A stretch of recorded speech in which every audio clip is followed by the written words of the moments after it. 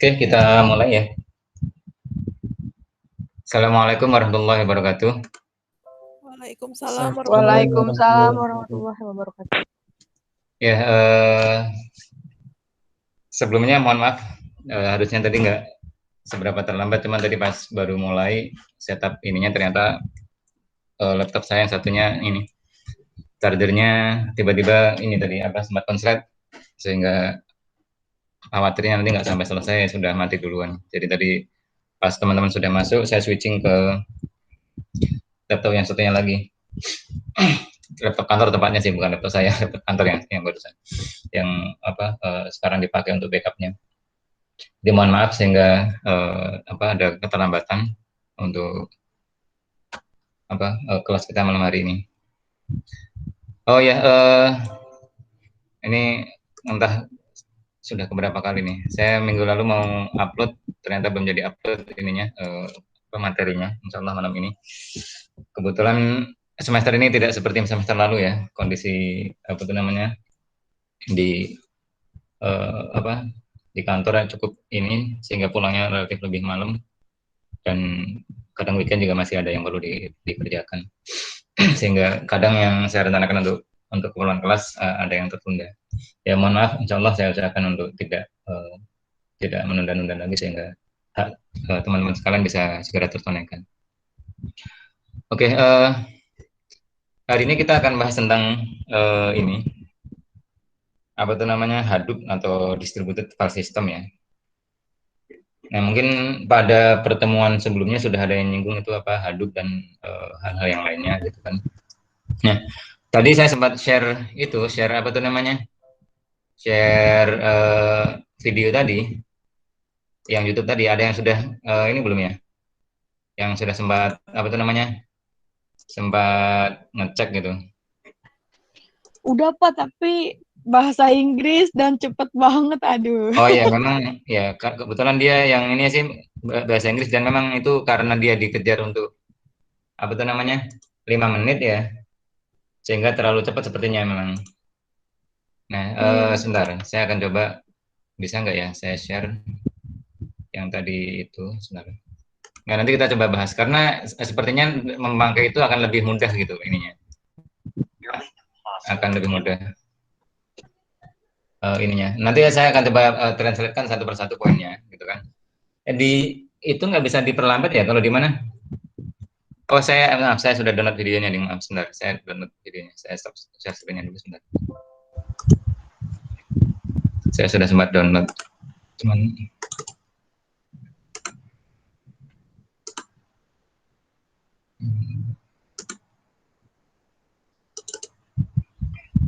Let's rewind to the days before the world turned.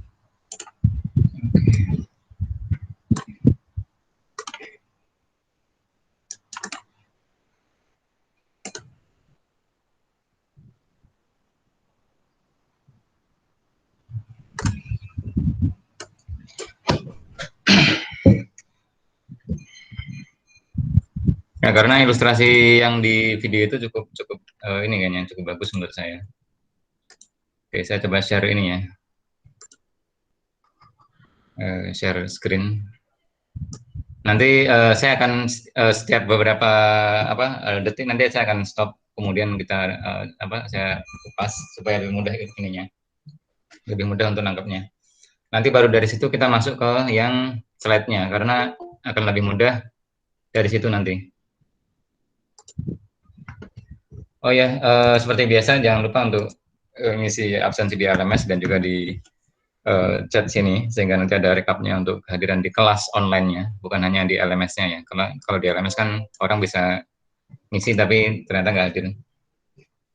Oke, saya coba share. Kedengeran nggak suaranya? Nanti tolong di feedback ya. Let's rewind to the days before the world turned. Kedengeran sih Pak, tapi kurang besar. Oh, kurang besar. Oke, nanti tolong di feedback terus saya ini kan. Benar. Sebentar kalau di sini saya lihat nggak.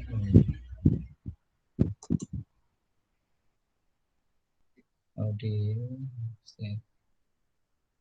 Yes.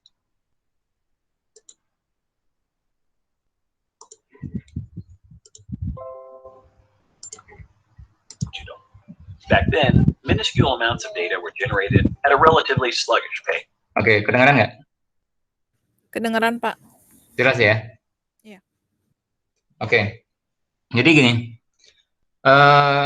siapa yang tahu kira-kira, saya sih nggak apa tempatnya ya, jadi tahun komputer itu kapan gitu kan, tapi kalau internet itu kan tahun 90-an ya. Nah, jadi gini, yang disampaikan di slide ini gitu kan, jadi zaman dulu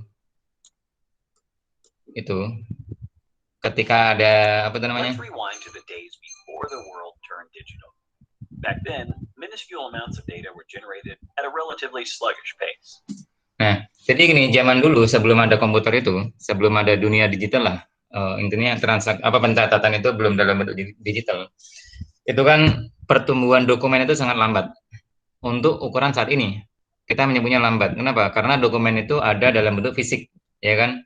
Surat menyurat, kemudian apa itu namanya, ya apapun itulah. Jadi surat menyurat ataupun buku, kemudian ataupun apa itu namanya, undang-undang atau peraturan yang dalam bentuk fisik. Makanya pertumbuhan datanya itu waktu itu pace-nya atau apa itu namanya, ritmenya atau apa ya, kecepatannya itu rendah, lambat gitu ya. Kurang lebih seperti itu. Waktu itu. All the data was mostly documents. Nah, dan data umumnya itu waktu itu adalah dalam bentuk dokumen. Yang apa tuh namanya, kebetulan saya sempat ngalamin waktu SMA dulu itu belajar, belum ada Excel waktu itu. Adanya Lotus. Lotus dan tampilannya juga belum seperti sekarang. Dulu ada Lotus 1 2 3 gitu ininya. Itu kita harus pakai coding tuh, ataupun kalau kita bikin editing Word itu pakai apa? Word processor-nya bukan Microsoft Word. Dulu ada, saya lupa namanya itu untuk ngatur rata kiri rata kanan, kemudian tebal, kemudian Indonesian itu pakai tanda titik apa gitu, dulu seperti itu ya. Dan kalaupun dokumen itu dia dalam bentuk umumnya data ya, yang dalam bentuk data yang terstruktur itu dalam bentuk dokumen yang bisa ditabulasikan gitu, dulu seperti itu, And in the form of rows and columns. sehingga dalam bentuk kolom dan baris, ya kan. For processing this data wasn't much trouble, as a single storage unit and processor combination would do the job. Nah, sebentar. Documents, and in the form of rows and columns. Storing or processing this data wasn't much trouble, as a single. Nah, jadi pada waktu itu untuk menyimpan data itu relatif mudah di satu tempat ya.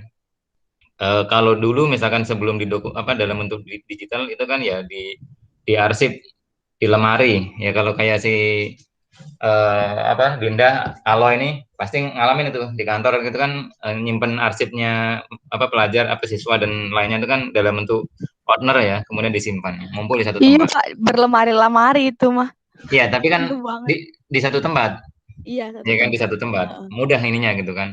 Nah, kemudian ketika disimpan dalam bentuk digital, itu kan juga mudah disimpan dalam satu tempat yang sama. Jadi paling ya Excel dalam satu folder setiap tahunnya atau apalah gitu kan. Ya, kalaupun dibuat dalam bentuk data seperti sekarang MySQL juga masih mudah, sehingga bisa disimpan di satu tempat. Ini ilustrasi dari poin ini. Nah, jadi untuk penyimpanan dan pemrosesannya itu dengan kombinasi yang sederhana itu bisa menghandle semuanya. Kenapa? Ya karena tadi misalkan TU sekolah gitu kan, ketika membaca ya udah baca file Excel-nya bisa didapatkan informasinya. Kemudian mau nyari nih ya udah tinggal nyari folder tahun tertentu atau kelas tertentu atau apalah gitu kan. Itu waktu dulu gitu kan. But as years passed by, the internet took the world by storm. Nah, kemudian dengan berjalannya waktu, internet itu tumbuh, kalau di sini bahasanya si by storm, seperti badai gitu ya. Jadi bagaikan badai. Udah pokoknya sangat cepat dan sangat masif gitu. Nah, itu zaman saya kuliah dulu, awal-awal internet itu ya belum biasa tuh streaming, apalagi streaming. Lihat video dari internet aja susah dulu. Yang ada ya paling gambar atau page biasa gitu kan. Nah, sekarang kan tidak demikian. Nah, dengan tumbuhnya internet itu, tumbuhnya data itu sangat banyak, ya kan? Di sini istilahnya tons of data, itu bukan ton dalam bentuk arti yang sebenarnya ya. Jadi kalau dalam bahasa Inggris untuk menggambarkan sangat banyak itu mereka biasanya punya tons. Jadi ini sangat sangat besar sekali lah gitu kan. Kalau kita ton itu 1 ton kan sangat berat itu. Jadi tons of data, berton-ton data gitu kan. Intinya sangat banyak sekali gitu. Created in a multitude of forms and formats every microsecond. Nah, dan setiap microsecond, bukan setiap milidetik ya, setiap mikrodetik itu datanya tumbuh dalam berbagai macam format. Yang tadi kalau di contohnya sini tadi itu kan ada apa tuh namanya? Ada video. Nah, But as years passed by, the Maaf. internet took the world by storm, giving rise to tons. Nah, gambarnya itu tadi kan ada video, ada dokumen, ada macam-macam gitu kan. Sehingga setiap microsecond-nya itu, setiap mikrodetiknya itu tumbuh sangat sangat cepat dan sangat banyak. Of data generated in a multitude of forms and formats every microsecond, semi-structured and unstructured. Kemudian ada istilah data yang semi terstruktur dan tidak struktur gitu. Artinya apa? Ya datanya macam-macam. Kalau video itu kan mungkin tidak struktur gitu kan. Tapi kalau apa tuh namanya dokumen page apa tuh namanya website itu kan bisa semi terstruktur. Kenapa? Karena ada header, ada tabel-tabelnya dan segala macamnya. Tapi tidak bisa dianggap terstruktur karena kan formatnya tidak sama dengan relational database gitu kan yang berkolom-kolom apa tuh namanya kolom dan baris bentuknya. Nah, tapi pada yang sama tadi ada gambar, ada video, ada apa tuh namanya suara, ya kan ada audio, kemudian gambar pun macam-macam gitu kan. Nah, tumbuh sangat sangat sangat banyak. Dan itu ada di dalam data ini gitu loh, apa namanya data yang terkumpul di apa dunia digital karena pertumbuhan internet tadi gitu kan. Data was available now in the form of emails, images, audio, and video. Nah, datanya itu bukan lagi hanya kayak tadi dalam bentuk tabular, tapi sudah dalam bentuk email, ya kan? Kemudian ada gambar, video, kemudian juga audio dan lain-lainnya. To name a few, all this data became collectively known as big data. Nah, kumpulan data yang bermacam-macam ini tadi kemudian disebut big data, ini yang sempat kita singgung di awal dulu itu. Nah, jadi ini sebagai intro nih gambarnya relasinya antara big data dengan bagaimana nih ngolahnya itu nanti gitu, ngolahnya big data tadi. Although fascinating, it became nearly impossible to handle this big data. Nah, karena formatnya macam-macam, untuk menghandle-nya itu kan untuk mengelolanya, untuk ya menghandle-nya lah, itu tidak lagi mudah, bahkan sangat nggak mungkin melakukan dengan cara yang lama. Kalau sebelumnya misalkan contohnya tadi Aloy gitu kan di apa administrasi di sekolah itu tinggal pakai apa Excel di filter nih kan bisa tuh ya filtering dengan apa tuh namanya kolom tertentu nih misalkan nomor induk lah atau kelas lah atau jenis kelamin atau apa tuh namanya apapun itulah gitu kan bisa difilter atau bisa di sort atau bisa di apa tuh namanya VLOOKUP atau bisa apapun itu gitu kan. Nah, tapi ketika filenya adalah apa datanya adalah email, kemudian gambar, kemudian ada audio, ada video, kemudian ada log gitu kan. Lognya server, lognya kemudian apa tuh namanya macam-macam atau Twitter atau Facebook dan segala macamnya itu kan formatnya beda-beda nih. Kita nggak bisa urutkan data yang mana yang duluan, mana yang belakangan. Kemudian kolomnya juga nggak sama. Nah, itu nggak mungkin diolah dengan pola seperti ketika dokumennya dalam bentuk spreadsheet tadi atau dalam bentuk tabular tadi. And a storage unit processor combination was obviously not enough. Nah, sehingga kombinasi apa namanya storage hard disk yang besar atau hard disk yang ada kemudian pola pengolahannya yang seperti yang sebelumnya itu sudah nggak bisa lagi gitu. Jadi kalau dulu ya sudah kalau mau apa namanya supaya bisa nyimpen data banyak tambahin hard disk ya kan. Kemudian supaya bisa ngolah mungkin RAM-nya dinaikin, ditambahin atau prosesornya yang lebih besar gitu kan. Nah, tapi ketika tadi ada komputer kita kemudian diminta untuk mencari apa namanya data terkait dengan video atau email atau gambar, tapi yang ada di dalamnya gitu kan, dengan teknologi yang sebelumnya itu nggak mungkin. Ya mungkin sebagai ilustrasinya adalah ketika kita pakai HP kita ya, contohnya Android ya, karena saya yakin mayoritas yang dipakai teman-teman Android, mungkin ada 1-2 yang berkesempatan untuk pakai iPhone gitu kan. Saya sih bukan termasuk memakai iPhone ya. Itu kan ketika kita menggunakan HP Android itu pernah nggak dapat notice dari Google atau dari apa tuh namanya layanan image gallery-nya si handphone tadi, baik itu Xiaomi, kemudian mau Oppo maupun Samsung maupun yang lainnya gitu kan. Itu kan dia nanti langsung mengidentifikasi nih. Ada salah satu foto kemudian diidentifikasi nih, foto ini dan ini adalah orangnya sama, kemudian dikasih nama nih. Sehingga kemudian ketika klik itu semua foto yang terkait dengan dia langsung dikeluarkan. Nah, itu kan dia mengidentifikasi wajah gitu kan. Wajah tadi kemudian diidentifikasikan dengan nama tertentu. Kemudian di mana saja foto itu tadi ada, semua dihubungkan. Nah, itu nggak mungkin dengan pola cara yang lama. Contohnya seperti itu. Atau kayak tadi, kita mau tahu potongan kayak kalau kita lihat di YouTube ya, itu kan kita bisa lihat potongan video itu per detik kapan aja. Kita tinggal geser slide, dia langsung memberikan thumbnailnya atau memberikan ininya. Nah, itu kalau pakai dengan cara yang lama itu nggak bisa seperti itu. Dengan teknologi yang ada sebelumnya itu nggak bisa. Kenapa? Karena nggak ada indexing dengan apa tuh namanya time series, ya kan, per menitnya atau per detiknya itu nggak ada waktu itu. Sehingga kalau hanya terkait dengan apa media penyimpanan dan pemrosesan yang sebelumnya itu tidak bisa lagi mengelolanya. So, what was the solution? Lalu solusinya gimana gitu kan? Processors were undoubtedly the need of the hour.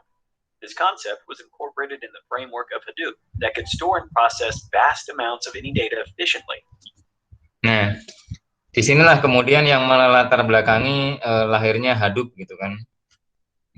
Nah, Hadoop ini yang kemudian bisa menghandle penyimpanan data itu tadi.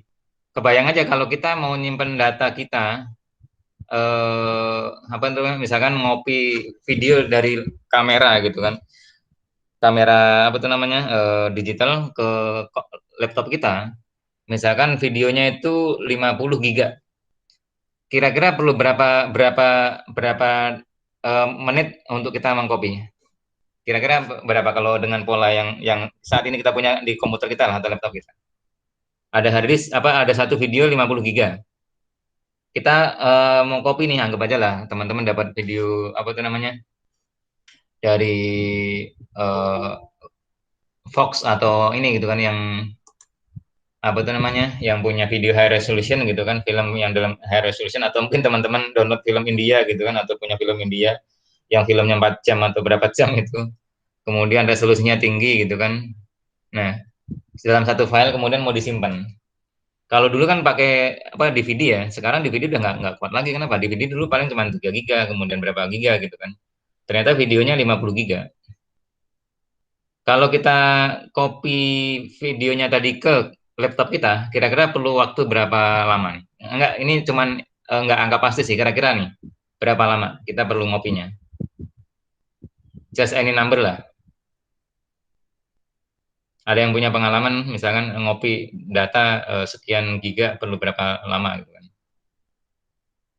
Ada? Mas Topik?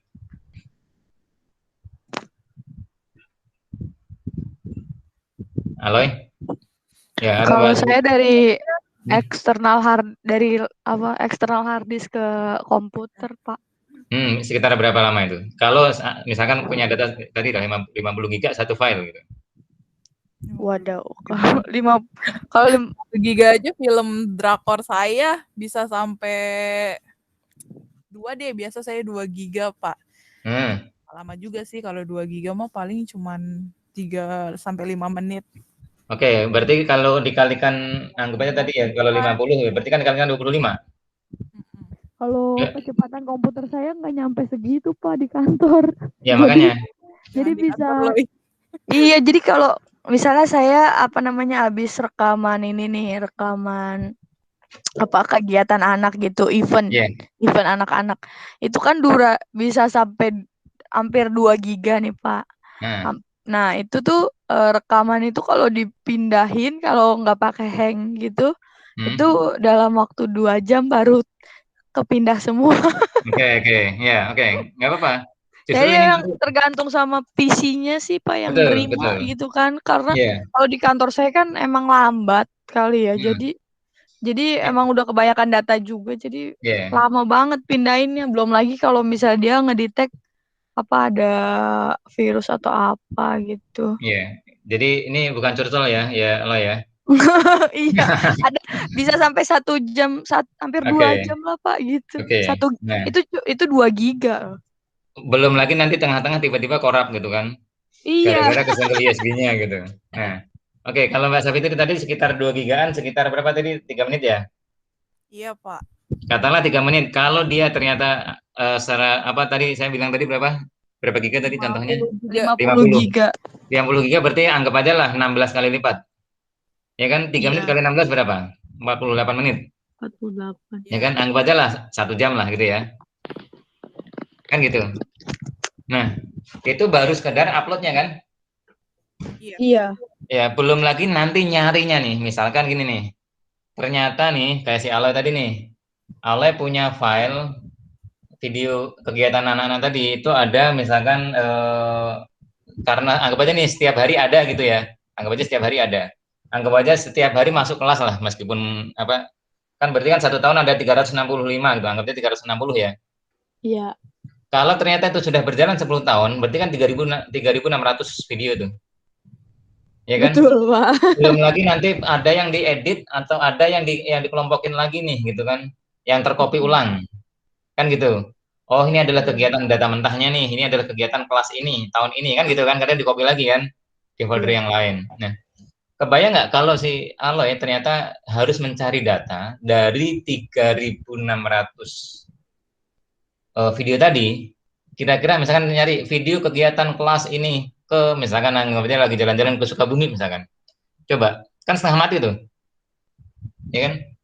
Nah, itu cuman nyari filenya gitu kan. Nah, belum lagi nyari pas si apa tuh namanya ada apa tuh namanya ada scene yang ada orang jatuh misalkan. Atau ada scene yang kalau kayak sekarang yang lagi ini misalkan apa tuh namanya? Ada yang apalah gitu kan. Kan kadang gitu kan. Susah ininya. Nah, bagaimana kebayang nggak itu prosesnya gitu kan? Atau tadi nih, Aloy yang langsung pakai nempel di komputernya, yang nggak perlu internet, yang hanya satu satu foto yang di apa satu video yang dikopikan segitu ininya kan. Bagaimana tak lagi Google yang setiap hari, bukan setiap hari, setiap detik itu entah berapa YouTuber yang upload, ya kan? Coba kalau kayak modelnya videonya si itu tuh, Deddy Corbuzier. Berapa lama dia sekali itu nge-tag?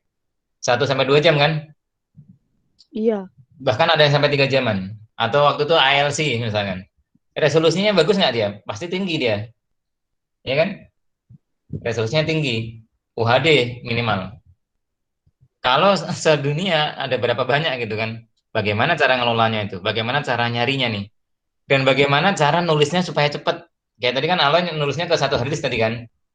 Ternyata perlu segitu lamanya gitu. Nah, bagaimana itu bisa di apa namanya? Tadi ada video, ada ini yang begitu besarnya banyaknya dalam waktu yang bersamaan dan mereka nggak ada toleransi nih. Misalkan kan nggak mungkin sih dari Corbuzier bilang, Mail, lu jangan upload dulu ya, gua mau upload video gua supaya supaya nggak nge-lag. Lu berhenti dulu. Nanti kalau udah selesai, Mail, lu boleh. Habis itu nanti si siapa lagi? Si apa tuh namanya? YouTuber yang lainnya lah misalkan. Mungkin nggak kayak gitu? Kan nggak mungkin kan? Artinya apa? Mereka secara secara spontan, secara ini masing-masing. Apa upload masing-masing gitu kan. Datanya sangat banyak. Nah, itu kalau contoh perbandingan di YouTube. Nah, katakanlah kita nggak usah neko-neko lah. Ya tadi misalkan tadi Aloy aja sendiri udah ngalamin kan. Di sekolah ada kegiatan yang didokumentasikan seperti itu gitu. Bagaimana Betul. lagi kalau itu kan baru sekolah yang mungkin satu ini gitu kan. Kalau sekolah yang ininya banyak nih, kelasnya banyak gitu kan. Kelas Satu saya ada 18, Pak. ya itu kan total semuanya nih. Satu maksudnya gini, satu apa tuh namanya? Satu satu kelasnya, kelas 1 misalkan. Itu adanya banyak gitu kan. Kan ada yang kayak gitu tuh. Kayak Saya per kelas 33, Pak. orangnya. Kali Iya, 3 kelas. kan berarti berarti ada 3 kelas kan per jenjangnya kan. Iya. Tinggal kalikan misalkan kayak gitu. Nah, teman kan ada yang jauh lebih banyak lagi dari itu kan. Heeh. Kayak misalkan Mungkin yang di kalau UI SMP lah. negeri kali ya, Pak ya, lebih Ya, pas. kayak misalkan di SMP UI itu, atau misalkan SMA UI negeri. kan fakultasnya ada berapa banyak, ya kan? Mahasiswanya ada berapa banyak perangkatan gitu kan. Kemudian yang ya macam-macam yang mereka kemudian inilah gitu. Intinya data perlu disimpan sangat banyak. Gitu. Nah, ini ilustrasinya. Nah, Hadoop itu ada dari situ. Mungkin ada yang penasaran kenapa sih Hadoop itu gambarnya gajah gitu ya. dan apa tuh namanya Hadoop ini. Ini sebenarnya agak ini sih, agak lucu aja ya. Jadi sebenarnya Hadoop itu pakai ini, gajah itu dari ini sih. Jadi apa tuh namanya? Istilahnya kalau disebut penemu bukan sih, inisiator dari Hadoop ini yang termasuk pemimpin proyeknya itu dia punya anaknya suka suka patung apa tuh namanya boneka gajah. Boneka gajahnya tadi dinamain Hadoop. Makanya pas lagi dia bikin nama, udah akhirnya pakai nama boneka gajah anaknya itu tadi Hadoop. Sehingga logonya gajah gitu kan. Nah, jadi idenya seperti itu. Kita lanjut dulu ya. Ya, Pak. Sorry. Using a cluster of commodity hardware. Hadoop. Nah, ini tadi mungkin tadi agak sempat terpotong. Ingat Ale tadi kan sempat menanyakan Pak, ini komputernya udah jadul, udah kebanyakan file, udah kebanyakan apa tuh namanya ya data yang disimpan gitu kan, atau juga mungkin prosesornya juga udah letih kali. Nah, ini tadi yang ditekankan ini tadi adalah memproses ini dengan sangat cepat, yang berbagai macam ini tadi dengan menggunakan apa tuh namanya hardware yang komoditas. Komoditas apa ya? Komputer jangkrik lah. Tapi dia digabungkan dalam bentuk jaringan atau apa itu namanya cluster seperti itu. Sehingga tadi kalau tadi Ale mengeluhkan Pak ngopi data apa satu video 1 giga mungkin perlu anggap dia lah 1 jam tadi gitu kan.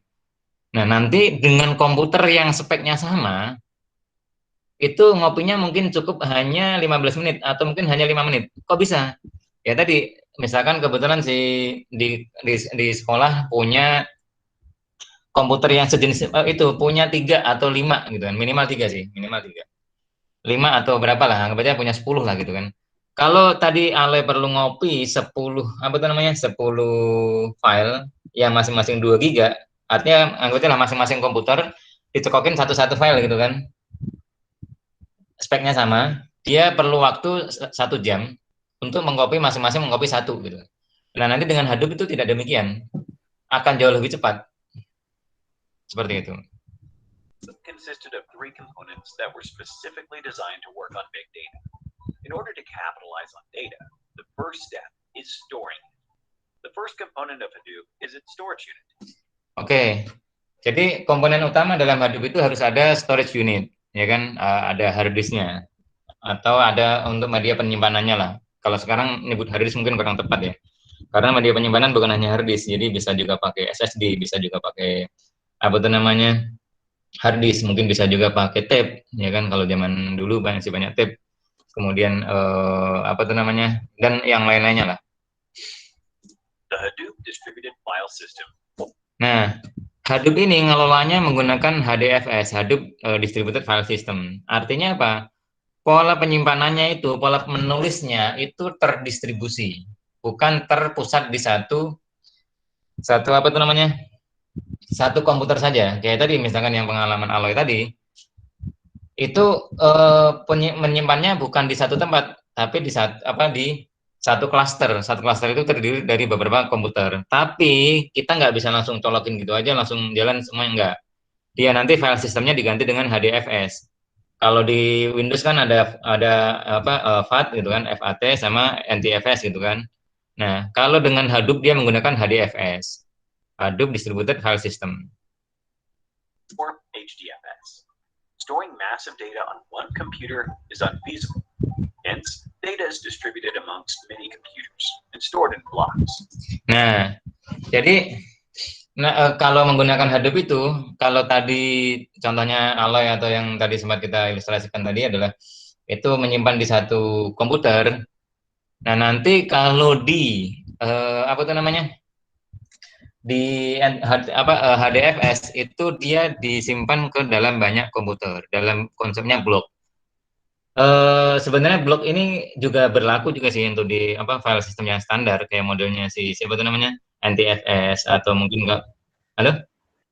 Blok itu maksudnya berubah ke binary object ya? Jadi ini bukan, kalau binary objeknya sih pasti semuanya kan binary kan, tapi nyimpennya gini lah Mas. Kalau kayak tadi nih filenya Aloy tadi kan misalkan 2 giga atau Mbak Safitri tadi ketika punya apa tadi kayak drama tadi ya. Itu kan misalkan 2 giga. 2 giga itu apakah di belakang di dalam sana itu disimpan dalam satu blok, enggak gitu. Nah, teman-teman tahu nggak kenapa apa itu namanya komputer lama itu RAM-nya maksimal 4 giga? Ada yang tahu nggak? Kenapa Pak? Maaf. Kenapa komputer yang lama itu RAM-nya nggak bisa lebih dari 4 giga? Nggak tahu. Lama, ya? Nggak tahu. Karena kentang Pak. Kenapa? Keseringan nonton channel YouTube ini nih, apa tuh namanya? Rakit ini komputer kentang gitu kan? Ya itu Pak salah satunya. Masa nggak tahu ya teman-teman ini udah semester berapa loh? Pernah belajar arsitektur komputer belum? Di semester-semester Belum, sebelumnya? Pak. Belum? Nggak ada Pak, aku nggak ada dapat Pak matkul di itu. BI. Paling POK Pak, Apa tuh? pengantar organisasi komputer. Oke. Pengantar organisasi komputer tuh yang dipelajarin apa? Kisarannya apa? Apa ya? Aduh lupa banget itu Pak. Waduh. Berapa itu? Belum lulus sudah lupa. Kumaha ya? Kalau nggak salah mengenai ini Pak, apa sih namanya? Kayak apa sih itu konversi bilangan gitu atau Oke. itulah saya lupa Ya. Pak pokoknya Pak. Oke, sekarang yang saya boleh tanya, komputer atau laptop yang teman-teman pakai atau HP yang teman-teman pakai itu 64 bit atau 32 bit? Kalau komputer saya yang saya pakai 32 bit Pak. Ininya prosesornya, bukan OS-nya, prosesornya dulu. Oh prosesornya. Nggak tahu. Nah, dicek dulu nih ketahuan ini. Bentar Pak saya cek. Hah? Oke. Jadi kalau dulu itu 32 bit. 32 bit. Makanya kalau 32 bit itu dia terbatasi hanya dengan apa tuh namanya? 4 giga RAM. Kenapa? Karena tadi pola distribusikannya tidak bisa lebih dari itu. Makanya sekarang yang ini adalah 64 bit. Dia bisa jauh lebih besar lagi. Nah, sama halnya dengan ini, dengan tadi pola apa tuh namanya? Apa di NTFS atau segala macam. Coba teman-teman googling ukuran blok NTFS gitu kan. Ukuran blok file di NTFS.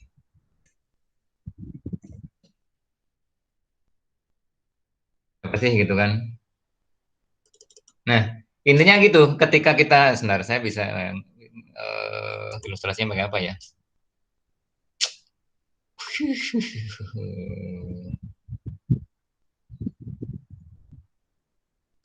Nah,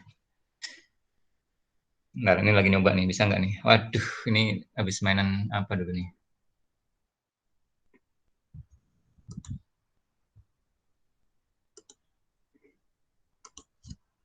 Nah, ketika kita punya ada file ukurannya segini nih, itu aslinya itu nanti dia dipecah menjadi potongan-potongan kecil ini.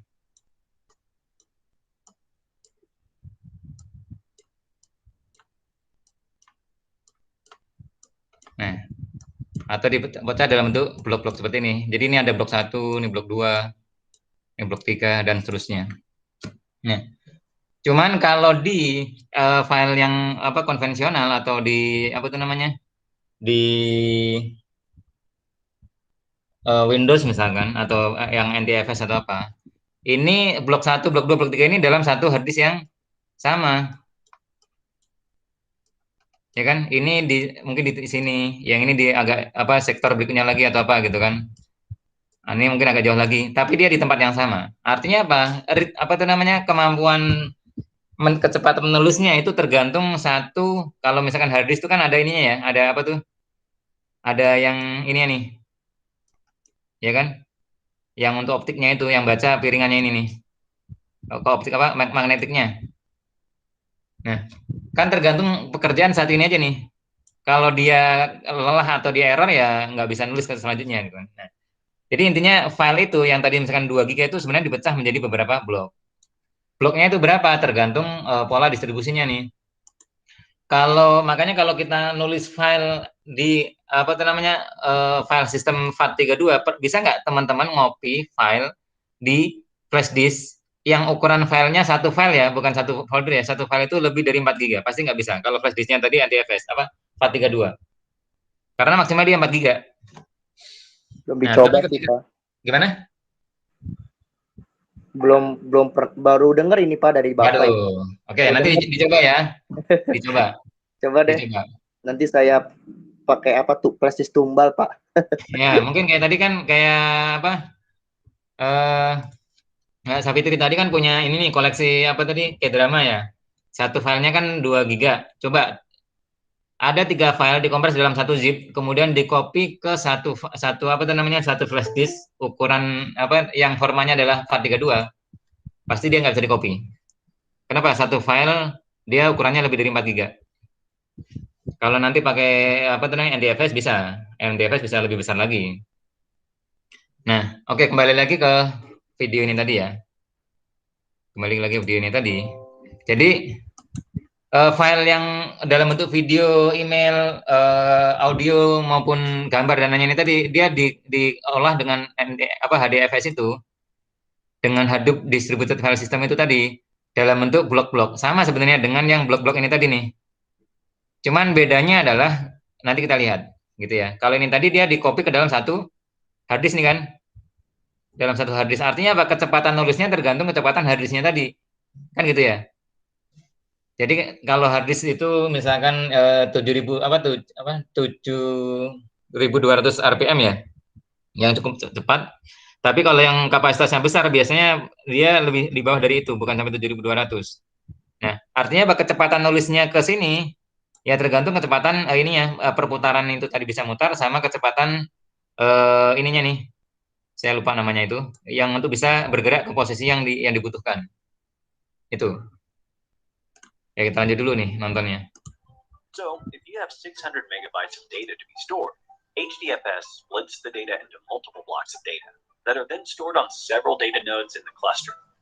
Nah, oke.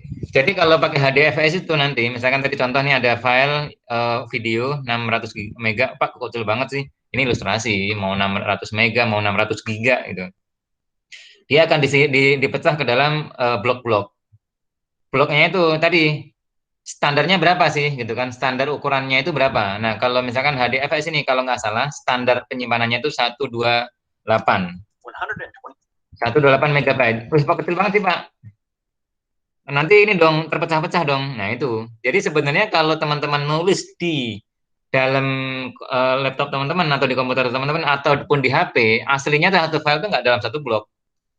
Kenapa? Karena kalau satu file satu blok, ya itu nanti bottleneck untuk proses nulisnya sama nanti suatu saat, contohnya gini nih, teman-teman ngedit video.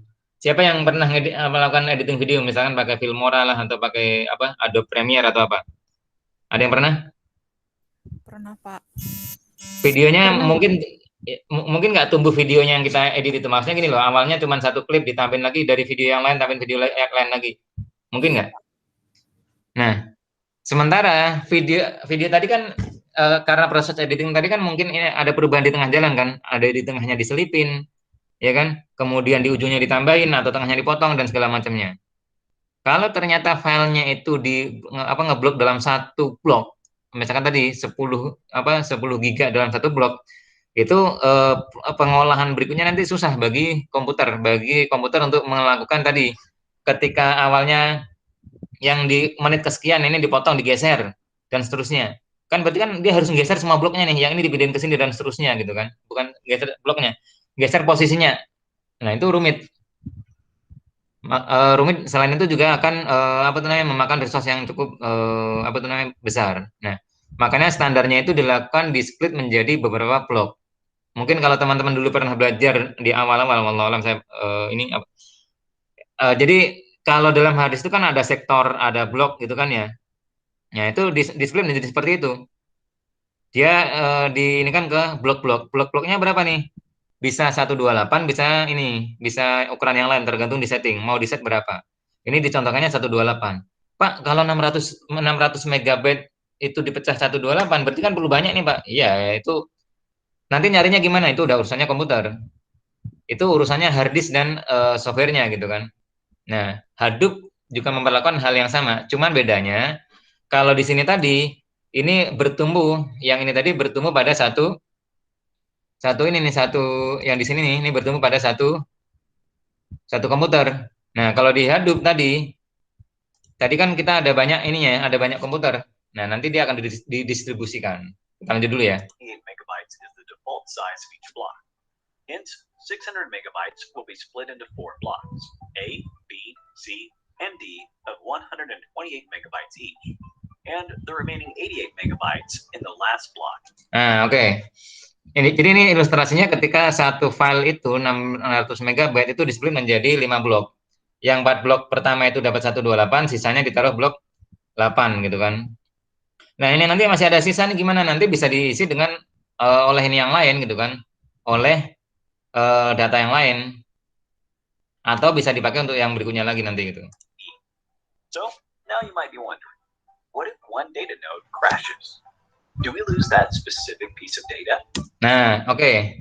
Kalau pernah nggak komputer teman-teman ngalamin komputer harddisknya korup nggak bisa diakses datanya, pernah nggak? Sering Pak. Sering. Atau mungkin di ini nih di HP bisa pernah nggak ngalamin kayak gitu? Iya pernah. Oke. Nah jadi yang terjadi itu, Ale kayaknya mau ngomong gimana Le? Pernah ngalamin Le? Atau sering banget? Pernah Sampai Pak. ngambek ya lo nggak bisa presentasi. Waduh. Wah ini kok jadi curcol lagi nih Ale tadi curcol komputernya Enggak Pak, emang lahir kadang nih. suka greget Pak kalau udah bersangkut paut dengan kendala-kendala kayak gini tuh. Oke. Lanjut dulu Pak, lanjut dulu. Nah, enggak apa-apa nih, sengaja saya ini kan gini loh. Jadi poinnya adalah gini loh, bahwa ketika ini perlu teman-teman pahami. Ketika filenya rusak itu bukan semua filenya hilang. Jadi tadi filenya kan dia kan terpecah menjadi berapa blok tadi? 5 kan? Iya. Ini kita nggak bicara Hadoop dulu nih, kita bicaranya adalah secara umum dulu, ya. Ketika apa tadi filenya kok nggak bisa diakses, padahal kalau dia masih ada nih Pak, kena ukuran filenya juga masih ini, tapi kok kenapa kok nggak bisa dibaca, nggak bisa di-copy gitu kan? Bisa aja salah satu bloknya itu ada yang korup, baik dia kehapus sebagian atau kehapus lah gitu kan. Bukan filenya ya, tapi bloknya di dalam harddisk sana lah gitu loh. Korup. Jadi kalau misalkan teman-teman gambar ilustrasikan ini adalah di kertas, ada 5 kertas masing-masing punya catatan, tapi catatan tadi hanya bisa kebaca. Mungkin teman-teman pernah ini kan ya, belajar sandi ya kan? Atau kalau sekarang enkripsi lah. Kalau belajar bahasa sandi itu kan untuk bisa membaca kan nggak cukup hanya melihat di halaman pertama kan? Harus nyambung pertama, kedua dan seterusnya gitu, sehingga bisa ternyata yang di kalimat pertama adalah huruf pertama dari masing-masing halaman dirangkai misalkan. Tapi ketika satu halaman itu hilang, bisa nggak dia membaca kalimat pertama dari 4 halaman yang tersisa? Nggak bisa. Sama hanya dengan file. Ketika ada satu blok yang korup atau hilang atau terhapus, gitu kan? Yang lainnya masih ada, dia nggak bisa dibaca, gitu.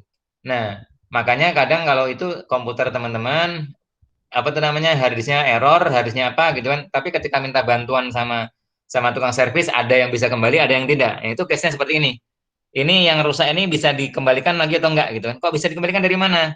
Itu di dalam belakangnya sana itu ada cache, kemudian ada apa tuh namanya macam-macam lah. Nah, itu ada yang bisa di restore lagi gitu kan. Nah, bagaimana Hadoop bekerja? Kita lanjutkan. Well, no.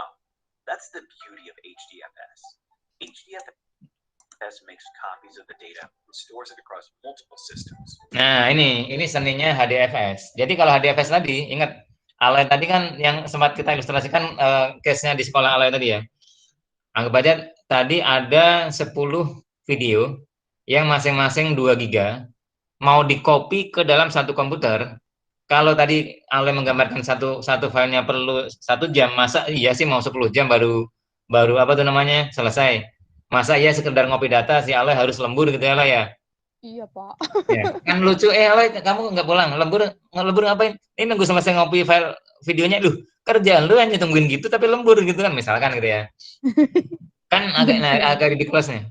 Oke, kalau gitu kan ada 10 komputer ya sudah 10-nya masing-masing disuruh ngopi masing-masing komputer dijalankan untuk ngopi satu file sehingga masing-masing 1 jam. Tapi kan tetap perlu 1 jam tadi kan. Nah, nanti kalau di HDFS tidak demikian. Ya, tadi ada 10 komputer dibikin dalam satu klaster. Nanti konfigurasinya seperti apa itu dibahas di teori berikutnya nih. Semua file ini tadi itu terdistribusikan.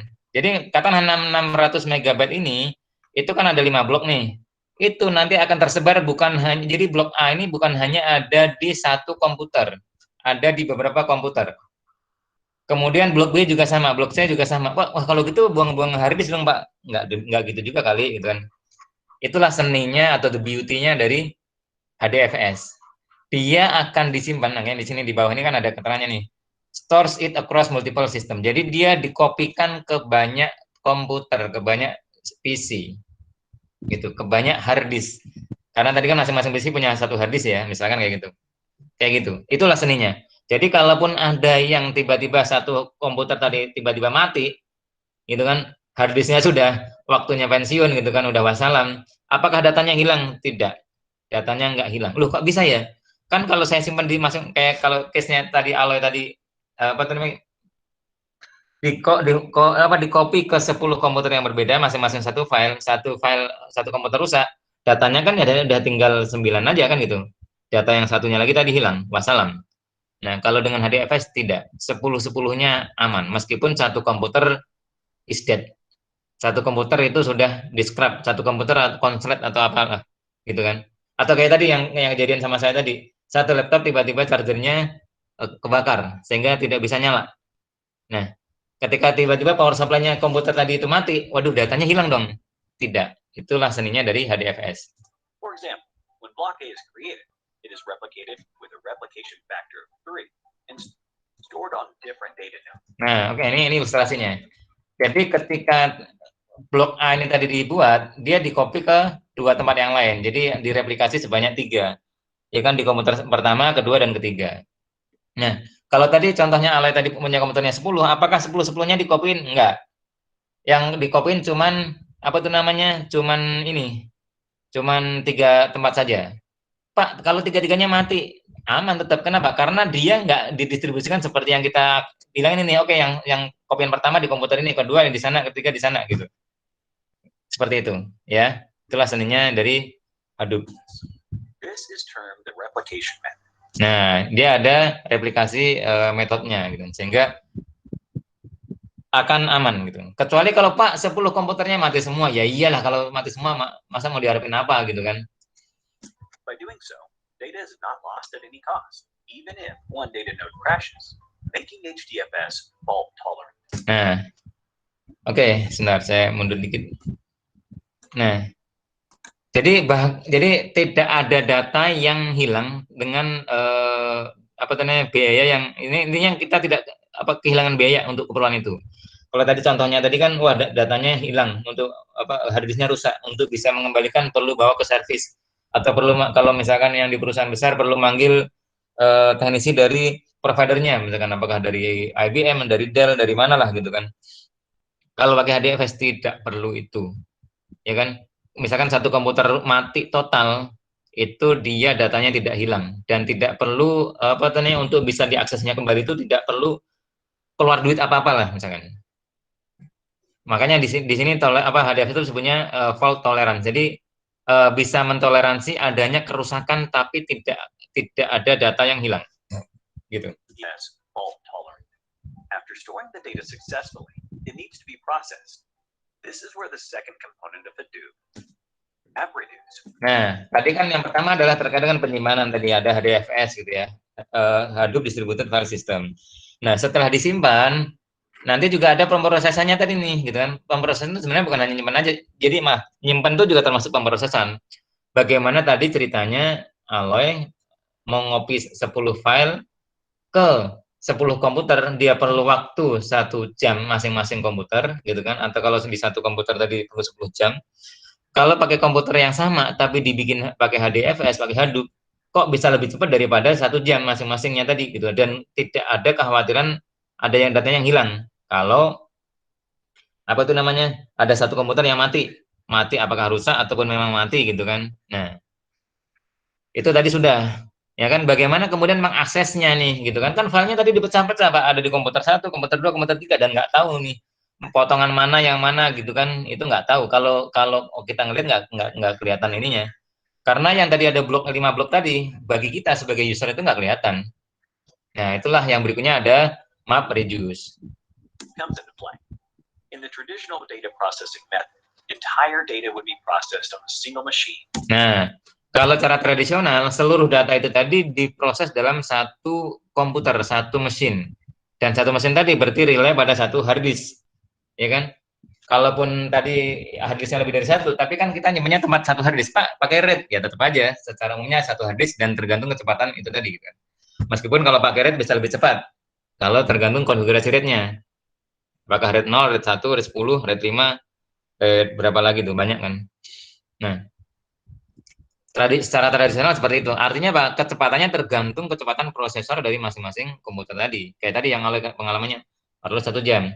Kalau tadi Mas Fitri perlu 3 menit misalkan. Itu kan. Nah, Having a single processor. dan prosesornya hanya ada satu, gitu kan. Consume time and was inefficient, especially when processing large volumes of a variety of data. Nah, oke. Makanya itu nanti waktu yang dibutuhkan cukup banyak. Terlebih kalau yang diolah, yang di copy ataupun yang dibaca ataupun yang mau dianalisis atau kayak tadi misalkan cerita yang sedang editing video tadi, itu videonya itu besar dan dinamis gitu kan. Sedang diedit kemudian berubah ditambah itu segala macamnya. To overcome this, MapReduce splits data into parts and processes each of them separately on different data nodes. Nah, jadi kalau dengan MapReduce itu masing-masing data tadi di split, ya kan? Kemudian diolah di masing-masing data node. Waduh, apa lagi tuh Pak data node? Nanti kita pelajarin. Ya, makanya kenapa saya kasih intronya dulu, nanti baru belajar ke teorinya.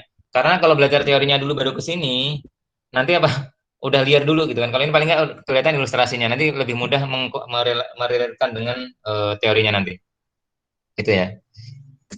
The individual results are then aggregated to give the final output. Nah, jadi gini, masing-masing file ini tadi itu di-split ke dalam beberapa potongan kayak tadi dan di-split ke dalam banyak komputer. Ya kan? Tapi nanti apakah nggak ada berantakan, Pak? Udah itu urusannya MapReduce sama HDFS tadi, ya kan? Nah, kemudian karena ini tadi udah di-split dengan pola HDFS tadi, kemudian diproses dengan MapReduce, nanti kesimpulannya itu diberikan yang diberikan kepada kita sebagai user gitu kan. Kesimpulan makanya gini, contohnya total panjangnya berapa, panjang videonya, atau kemudian filenya apa. Kalau mungkin teman-teman pernah nyari kata kunci di dalam satu file, kok lama nyarinya gitu kan, atau pernah nggak teman-teman nyari file di Windows itu nyari sampai mungkin mungkin setengah jam nggak dapat hasilnya nih, padahal datanya cuma kurang dari satu tera gitu kan. Nah, nanti kalau dengan HDFS dan MapReduce tidak demikian, nanti akan sangat cepat meskipun filenya jauh lebih banyak gitu kan, dengan komputer yang sama jangkrik gitu, jauh lebih banyak dan jauh lebih besar. Let's try to count the number of occurrences of words taking this example. Nah, ini contohnya gini. Ini jadi kalau Hadoop itu pola analisis datanya tidak seperti kalau di tabelnya di Excel atau di SQL ya. Kemudian sum dari ini enggak kayak gitu contohnya. Jadi contohnya adalah data di dalam satu satu laptop kita nih, atau mungkin dengan satu laptop kita punya data misalkan 5 tera gitu kan. 5 tera. Kemudian di dalamnya itu adalah banyak buku nih. Anggap aja buku contohnya mau Terelie lah, mau Shakespeare, mau Harry Potter, mau apapun itulah, atau mungkin teman-teman punya buku ilmiah yang banyak banget lah gitu yang mau dicari gitu. Kemudian mau nyari kata kunci ini nih, itu kata kunci misalkan Hogwarts gitu kan. Itu ketemu di buku apa aja, seberapa sering gitu kan. Atau apalah gitu kan. Kalau pakai komputer kita sekarang bisa nggak nyari kayak gitu? Nggak bisa, dia nyari di dalamnya file. Sekarang sih Windows sudah mulai bisa, tapi tetap nggak cepat. Nah, nanti atau mungkin ada berapa banyak sih file kata misalkan tadi nih, kata apa ya? Misalkan kata tadi Hogwarts gitu kan, ditemukan dalam seluruh file yang ada di dalam sistemnya tadi gitu kan. Pak, kok silih banget sih Pak yang dicari cuma kayak gitu? Ini contoh. Nanti kalau teman-teman mau melakukan data mining, mau melakukan big data analytics, Kayak gitu tuh penting. Kenapa? Karena teman-teman akan tertarik pada pola data yang banyak keluar atau pola apa gitu kan. Atau mungkin kalau teman-teman pernah apa tadi yang ngetik di Google Translate gitu kan, atau di Google kita baru ngetikkan apa kemudian langsung dapat suggestion apa gitu kan. Itu kan sebenarnya dia membaca kata ini itu paling banyak diikuti dengan kata apa. Coba kebayang nggak itu kalau dia nggak bisa membaca kata misalkan aku suka makan tahu misalkan, aku suka makan, baru selesai makan kemudian dia ngasih suggestion nih apa yang kata yang paling relevan kemudian dikasih misalkan tahu misalkan. Oh iya Pak, saya paham Pak logikanya Pak. Iya, iya. Ya, itu kan dia kan harus dinamis kan, setiap saat harus Ya, membaca betul. apa yang sedang kita ketik dan langsung berikan suggestion apa setelahnya, ya kan? Ketika kita Ya, ganti betul. yang setelahnya tadi beda, dia kan akan beri suggestion yang lain lagi kan. Coba itu. Dan itu membaca dari ini. Nah, kalau itu tadi kan contohnya kita keyword lah gitu. Nah, kalau contohnya tadi kita mau mencari kata kalimat di dalam, jadi gini, kita mencari kata kunci suatu kalimat atas, dia yang kerja nih, lagi bikin skripsi nih, kerjaannya apa paling? Kontrol F kan? Betul nggak Mas? Kenapa? Kalau bikin skripsi, mau nyari referensi kan banyak nyari kontrol F nggak? Betul Pak, fine. Iya. Fine. Kalau pakai PDF pasti kontrol F mulu gitu kan? Iya Tapi Pak. kalau kata kuncinya cuma big data atau cuma big data, kayaknya terlalu ridiculous kurang inilah. Misalkan big data ada kalimat panjang. Kebayang nggak itu bisa nyari nggak tuh ininya? Waduh, Tewas. kalau kata kuncinya big data kan banyak Pak. Ya. Tapi Iya. kalau misalkan bikin kalimat panjang gitu kan, kayak kita Ah, misalkan cari di Google itu kan kalimat panjang gitu kan, iya. bisa kayak Google nyariin, bisa kan? Cepat Bisa banget Pak. kan? Nah, Iya. itu contohnya. Ya Pak, logikanya paham Pak ya Pak. Nah, itu ya. Nah, bagaimana sih di belakang layarnya ini yang akan dibahas. Jadi, First, the input is split into 5 separate parts based on full stops. The next step is the mapper phase, where the occurrence of each word is counted and allocated a number. After that, depending on the words, similar words are shuffled, sorted, and grouped. Following which, in the reducer phase, all the grouped words are given a count. nah, oke, ini contohnya nih ya. Jadi ini anggap aja nih, ada satu dokumen. Ini kan ada kalimat Hadoop is a big data framework. Hadoop can store dan segala macam ini kan. Ini kan dia di-split nih menjadi satu kalimat kan.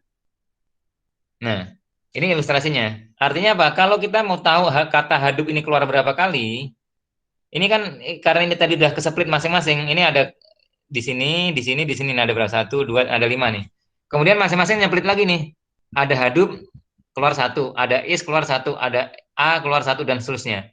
Masing-masing ini store rekapan dari tempatnya dia, gitu.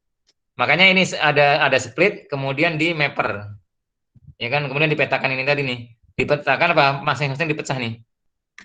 Kemudian Hadoop ini semuanya dikonsolidasikan yang dari pertama, kedua, ketiga, dan keempat, kelima. Ada totalnya ada berapa Hadoop nih? Ini ada satu, ini ada satu, ini ada satu, ada satu, ada satu, di total menjadi ini nih set gitu ya. Kemudian is ada berapa nih? Oh, di sini ada, yang lain misalkan di mana lagi ada gitu kan. Kemudian direkap. Sehingga kemudian kesimpulannya adalah A itu ada keluar satu kali, analyze satu kali, dan seterusnya seperti ini. Sehingga ketika mau nyari berapa banyak kata Hadoop itu keluar, dia jauh lebih cepat daripada menggunakan pola yang tradisional. Ini tadi istilahnya pakai MapReduce. Ya kan? Dia ada mappernya, kemudian ada shuffle dan sort, kemudian di reduce-nya ini. Jadi ini ada map-nya, sini ada reduce-nya. Ketika nge-map ini padahal kelihatannya hal repot Pak. Oh, dia dipecah-pecah. Ya itulah seninya. Supaya apa? Masing-masing itu nanti dapat beban yang kecil. Gitu loh. Bebannya kecil apa? Tinggal nyari di sini tadi nih. Kemudian dia setoran ini. Apa yang dia dapatkan? Ini. Ya. Jadi dari kalimat panjang ini dipecah menjadi 5 kalimat. 5 kalimat ini kemudian dipotong apa ya? Disilet lah gitu ya. Dicincang ke per kata. Kemudian masing-masing dia langsung menghitung nih masing-masing kata keluar berapa kali. Kemudian kalau sudah dilakukan ini, masing-masing kata ini kemudian direkap di sini. Berapa? Jadi dikumpulkan. Ketika sudah dihitung, sehingga ada kesimpulan, Pak, kok ribet? Kelihatannya ribet, tapi ini hasilnya jauh lebih cepat daripada yang kalau teman-teman ini nih. Ya kalau teman-teman cuma baca kalimat ini kan pendek. Kebayang kalau ada 1 juta buku apa itu namanya e-book gitu. Teman-teman kalau nyari misalkan contohnya buku ada yang pernah masuk ke Google Scholar yang Sering Pak. skripsi harusnya sering-sering tuh. Sering Pak. Ya. Kenapa Google Scholar? Karena bahasa Indonesia banyak, gitu ya Mas ya? Iya Pak, sering Pernah banget. masuk ke ini, ke apa tuh namanya, ke Scopus? Wah, nggak punya loginnya Pak, mahal. Ya. Tapi atau mungkin yang jurnal yang lainnya lah gitu kan. Pernah nggak apa search gitu? Kan kita pakai kata kunci kan, pakai kalimat apa gitu kan? Kebayang nggak itu ketika Pernah gimana? Pak, Silakan Mas. pernah. Iya, kata kunci ya tentang judul yang sesuai gitu kan, Ya, atau betul. literatur yang sudah pernah diteliti sebelumnya. Iya, sering Betul. banget itu. Nah, Ya. itu artinya apa? Kan sampean kan minta cuman mengirimkan satu kalimat, kan gitu kan? Betul. Tapi sistemnya harus bisa memberikan jawaban ke sampean. Ada banyak apa tuh namanya? Ada buku apa aja sih atau ada paper apa saja sih yang telah mengupas itu kan gitu kan? Betul Pak, yang Mbak. berkaitan. Indian kan dia harus ngitung kan berapa kali kan? Iya Pak, betul. Ya kan? Kan dia Nah, harus kalau misalkan kita googling itu kan dibilang di belakang di bawah itu kan ada atau di atasnya nah ada berapa miliar result atau berapa juta atau berapa ini kan gitu. oh iya Pak, ada kalkulasinya ada Pak biasanya itu Betul. Pak. Nah, kalau pakai pola yang standar apa nggak tewas tuh dia? Ya kan? Kenapa? Karena tadi satu apa mungkin kata kalimat yang dicari tadi dalam satu file PDF mungkin keluar berkali-kali. Ya kan? Dia baca satu dulu nih, selesai baru pindah ke setelahnya lagi. Kalau seandainya satu file perlu 1 menit, cepat nggak itu bacanya? Satu file 1 menit cepat nggak? Cepet dong, ya kan? Tapi kalau Ya, ternyata ada Pak. 1000 file, perlu berapa menit? 1000 menit. Berapa jam itu? 15 Wah, jam itu lebih. nggak bisa kehitung Pak, lemot banget berarti. Ya, nah contohnya seperti itu, ya Ya, kan? Makanya perlu teknologi sehingga bisa mengacak datanya tadi, bukan mengacak sih, ya men-split, memisah, kemudian memberikan kesimpulan yang cepat sesuai dengan apa paragraf yang diminta tadi. Nah ini, itulah idenya dari MapReduce tadi. Jadi kalimat yang panjang ini kemudian di split-split dan segala macamnya. Gitu ya. Final, Lanjut. the output is displayed by aggregating the results. All this is done by writing a simple program. Similarly, MapReduce processes each part of big data individually and then sums the result at the end. Nah, This improves load balancing. nah oke. Nah ini. Jadi inilah yang dilakukan MapReduce tadi. Jadi baik kalau ini tadi kan contohnya ngitung apa tuh namanya? Ngitung kata tadi nih. Apakah big data hanya urusannya gitu doang? Kagak. Tadi kan ada file video, ada image, ada ini kan. Nah, inilah yang dia lakukan itu. Jadi masing-masing file tadi itu di-split seperti ini gitu kan. Kemudian nanti dia memberikan kesimpulannya. Dan tadi dia memberikan ini load balancing, mengatur load balancing. Apa itu? Apa tuh namanya? Balance apa ya? Seimbang, penyeimbangan beban kalau bahasa Indonesianya ya. Tadi contohnya mohon maaf nih lah ya dijadikan contoh terus nih lah. Jangan baper ya. Nah, tadi contohnya tadi kan ada 10 komputer. Ya kan 10 komputer kemudian speknya jangkrik semua nah, misalkan. Tapi mau dapatkan kapasitas apa kecepatan yang tinggi dan juga toleransi yang tinggi kalaupun ada file yang kehapus itu nggak hilang. Maaf, bukan file yang kehapus. Ada hard disk yang rusak. Ada hard disk yang rusak atau file yang korup di satu hard disk itu datanya tidak hilang. Nah, itulah yang dilakukan oleh MapReduce tadi. Kenapa? Karena melakukan load balancing sehingga distribusinya tadi nulisnya itu bukan karena tadi ada 1000 file apa namanya e-book misalkan. Itu tadi kemudian tidak kemudian dijejalin ke satu komputer nih, didistribusikan, tapi bukan distribusikannya per bukan per satu file bukan, per bloknya tadi, ya kan? Tadi kan ada bloknya tuh per 128 MB tadi kan. Kalau ngolah 128 MB ringan nggak? Insya Allah jauh lebih ringan. Kemudian masing-masing nanti memberikan rekapan kayak ini tadi nih. Ini kan seperti dipecah seperti ini, kemudian direkapin seperti ini, kemudian direkapin lagi sama nanti dengan file-file yang lainnya. Ini hanya sebagai ilustrasi. Pak, kalau video rekapannya gimana? Ya udah nggak usah pusingin lah. Itu yang penting udah jalan seperti itu. Itu ya. Ini ilustrasinya. And saves a considerable amount of time. Nah, dan menyimpan untuk memprosesnya itu dengan penghematan waktu yang sangat signifikan, sangat berarti lah gitu kan. Now that we have our MapReduce job ready, it is time for us to run it on the Hadoop cluster. This is done with the help of a set of resources, such as RAM, network bandwidth, and CPU. Nah, ketika nanti menjalankan Hadoop itu nanti ada tentunya terkait dengan RAM, jaringan sama CPU-nya nih. Pak, berarti harus tinggi dong? Bukan, ini cuman menggambarkan yang terlibat untuk prosesnya tadi. Ya kan, seperti tadi kita ilustrasikan upload video kita ke YouTube gitu kan, kita berarti harus memproses di komputer kita. Komputer kita RAM-nya seperti apa, kemudian jaringannya seperti apa, dan seterusnya. Nah, tapi itu kan hanya upload nih. Tapi ketika diupload ke YouTube gitu kan, YouTube kan harus mendistribusikannya ke banyak data center, ke banyak komputer, ke banyak ini supaya apa? Nulisnya cepat. Apa tuh namanya? Kemudian juga nanti pas lagi memanggilnya juga cepat. Nah, itu terkait dengan resource itu tadi. Multiple jobs are run on Hadoop simultaneously, and each of them needs some resources to complete the task successfully. Nah, tadi kan di-split menjadi beberapa blok tadi. Nah, masing-masing blok itu tadi diproses secara bersamaan. Jadi 10 komputer tadi itu nggak giliran, gua dulu ya, habis gua nanti gua istirahat. Baru berikutnya yang komputer berikutnya tidak. Masing-masing melakukan proses yang bersamaan. Tapi yang diproses beda-beda. Kemudian nanti, Pak, nanti apakah nggak bentrok datanya? Itu sudah ada yang ngatur. Nanti akan kita bahas tuh. Nanti ada name node, ada data node, ya kan, dan seterusnya. Apa itu? Urusannya nanti. Intinya masing-masing komputer tadi berjalan bersama-sama, mengolah data yang sama, tapi detailnya berbeda gitu kan, membagi tugas, berbagi tugas.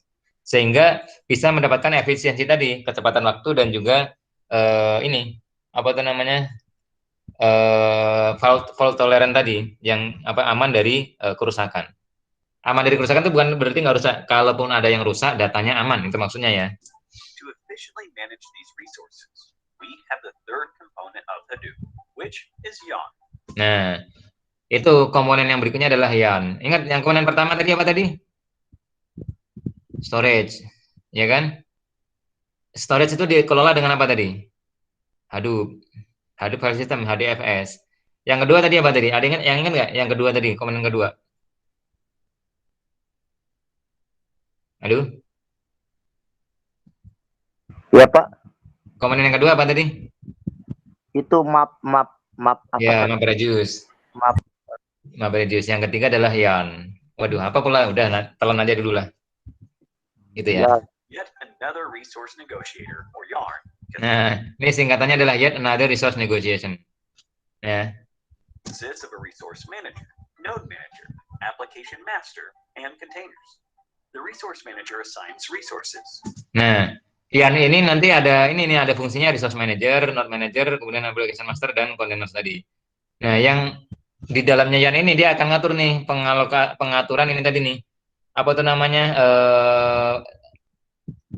RAM, kemudian network dan siapa yang dapat giliran apa gitu kan. Kayak tadi contohnya filenya kan satu filenya tadi 2 giga tadi ya misalkan. 2 giga itu di-split kemana, siapa saja itu yang ngatur ya di situ. Kemudian menggunakan bandwidth berapa, masing-masing dikasih potongan berapa, itu nanti ini nih yang ngatur. Ya kan? Node managers handle the nodes and monitor the resource usage in the node. Nah, yang node manager nanti yang mengatur nih, memonitor yang di antara 10 komputer tadi, ada nggak sih yang mati? Kemudian ada nggak sih yang dia kalau ngeping kan ada RTO segala macam gitu kan. Nah, ketika ada yang RTO nanti mau apa yang perlu dilakukan itu node manager supaya datanya tidak dikirim ke sana terus nih. Karena kalau datanya dikirim ke sana terus akhirnya kan korup tuh. Karena Bang mau ngopi data ke sana nggak pernah ada feedbacknya gitu kan. The containers hold a collection of physical resources. Suppose we want to process the MapReduce job we had created. First, the application master requests the container from the node manager. Once the node manager gets the resources, it sends them to the resource manager. This way, Yarn processes job requests and manages cluster resources in Hadoop. Jadi intinya di dalam apa tuh namanya itu nanti ada pengelolaan ketika ada komputer atau misalkan ya tadi komputer di luar itu meminta ini mau ngopi data gitu kan, nanti application master dia minta izin ke node manajernya tadi. Node manajernya kemudian minta resource ke resource manager ini. Sehingga ketika sudah sudah teralokasikan dan sudah diatur, kemudian nanti baru proses ngopinya tadi atau membacanya atau apapun itu bisa dijalankan. Pak, kalau gitu lama dong, Pak. Ya, kalau kita ngelihat yang ini kelihatannya lama. Kenapa? Karena harus ngomong ini ngomong itu ya. Aslinya di belakang komputer seperti itu. Tapi karena prosesnya sangat cepat, sehingga kita nggak ngelihat adanya itu gitu kan. Nah. In In addition to these components, Hadoop also has various big data tools and frameworks dedicated to managing, processing, and analyzing data. The Hadoop ecosystem comprises several other components like Hive, Pig, Apache Spark, Flume, and Scoop, to name a few. The Hadoop ecosystem works together on big data management. Nah, So, here's a question for you. Oke. Jadi di dalam dunia big data itu tidak ada teknologi tunggal. Jadi selain yang tadi ada YARN, ada apa tuh namanya, ada HDFS, kemudian ada apa tuh namanya, astagfirullahaladzim,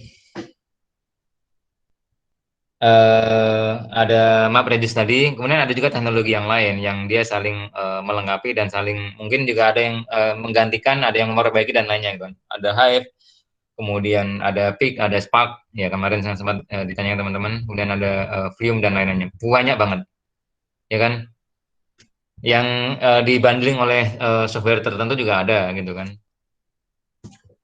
So, here's a question for you. What is the advantage of the 3x replication schema in HDFS? A, supports parallel processing. B, faster data analysis. C, ensures fault tolerance. D, manages cluster resources. Give it a thought and leave your answers in the comment section below. 3 lucky winners will receive Amazon gift vouchers. Hadoop has proved to be a game changer for businesses, from startups and big giants like Facebook, IBM, eBay, and Amazon. There are several applications of Hadoop, like data warehousing, recommendation systems, fraud detection. Nah, jadi Hadoop itu bukan teknologi yang apa ya, yang dipandang sebelah mata gitu. Artinya bukan teknologi, wah ini kan open source berarti miliknya apa namanya perusahaan kroco gitu, enggak. Jadi perusahaan-perusahaan besar pun, perusahaan teknologi besar pun juga menggunakan itu, ya. Baik Facebook, IBM, eBay, Amazon dan lainnya. Dan mereka termasuk juga kontributor terhadap Hadoop ekosistem tadi atau big data ekosistem. Kenapa ya? Karena mereka kalau mau mulai bikin, kalau zaman dulu itu kan teknologi mereka invent sendiri gitu ya. Mereka menemukan sendiri kemudian ditutup istilahnya. Apa itu namanya, proprietary. Nah, kalau sekarang kan trennya adalah open source. Kenapa? Karena mereka bisa memanfaatkan perkembangan yang ada di masyarakat gitu kan, yang di apa namanya dunia open source. Sehingga mereka bisa memanfaatkan itu gitu kan, kemudian mereka bisa mengikuti pace-nya. Bukan mulai dari nol. Kenapa? Karena kalau mulai dari nol belum tentu berhasil. Kalaupun berhasil, mungkin nanti pas dia berhasil itu teknologinya sudah ketinggalan gitu kan, dan seterusnya. Jadi Hadoop ini sudah diadopsi oleh semua, secara umum ya semua big tech company gitu kan. Termasuk di Indonesia, apakah si modelnya si apa namanya Tokopedia, Bukalapak atau Gojek dan seterusnya itu pakai juga, mereka pasti pakai. Tapi ya bukan hanya Hadoop doang gitu kan. Tapi konsepnya itu dipakai. Mereka menggunakan tool-tool yang lain untuk mempermudah pekerjaan mereka. And so on. We hope you enjoyed this video. If you did, a thumbs up would be really appreciated. Here's your reminder to subscribe to... Oke, ini jadi iklannya orang. Nah, oke, itu tadi ilustrasi tentang Hadoop. Gimana tadi gambarannya? Mulai tergambarkan belum ininya? Apa itu namanya advantage atau kelebihan dari teknologi Hadoop itu? Silakan.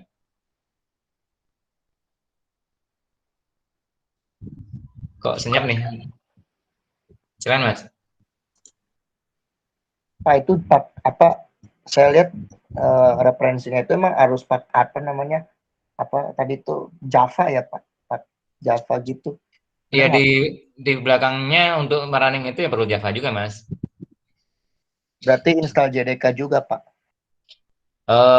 Iya, biasanya orang kalau mau nyoba Hadoop dia biasanya pakai ini sih, pakai apa? Pakai Linux biasanya ya, Ubuntu lah atau apalah gitu ya. Jarang pakai Windows. Kalau setup ini pakai Docker itu gimana Pak? Ya? Mau pakai Docker, setupnya pakai Docker. Beda lagi itu bukan big datanya itu, kalau Docker virtualisasi. Kita misal Hadoop-nya Docker gitu Pak. Oh ya, cuman jadi itu nanti jadi gini Mas. Tadi kan ingat nggak yang tadi ilustrasinya contohnya tempat Aloy tadi? Ada 10 komputer gitu kan? Ya. Nah, jadi sebenarnya nanti saya sih belum pernah nyoba ya, tapi esensinya gini. Bisa nggak kita jalankan sebelum kita bicara ke ini ya, ke Dockernya dulu ya. Bisa nggak kita jalankan apa tuh namanya? Jalankan bikin apa tuh namanya? bikin simulasi menjalankan Hadoop tapi dari satu komputer bisa aja. Jadi satu komputernya tadi jalanin virtual, ya kan? Virtualnya macam-macam nih. Jadi kita tinggal bikin beberapa virtual machine gitu kan. Misalkan ada 3 gitu. Karena kalau Hadoop minimal 3, nggak boleh 2, minimal 3. Nah, kalau bisa lebih dari itu, ya. Kemudian di setting nih, misalkan tadi ada Ubuntu gitu kan untuk OS-nya. Nah, untuk menjalankan environment Hadoop-nya tadi, saya belum pernah ngecek ya, tapi bisa saja menggunakan teknologi kontainer. Supaya apa? Kayak tadi nih yang sempat ditanyakan Mas Bambang tadi kan, Pak, itu berarti pakai Java. Berarti perlu install SDK dan segala macamnya gitu kan. Mau yang versi berapa? Nah, itu kalau menggunakan kontainer sudah nggak usah mikir. Dia sudah langsung dibawa satu ininya, satu apa tuh namanya? Satu paketnya, mau kontainer atau Docker lah, tergantung teknologi ini ya. Karena kontainer Docker itu ya kait mengait ininya. Sehingga tadi untuk setup installnya itu lebih mudah, ya kan? Bukan kayak modelnya kita dulu install terlalu rumit, kemudian nanti harus milih di file sana, kemudian kita siapkan dependensi filenya sendiri dan seterusnya.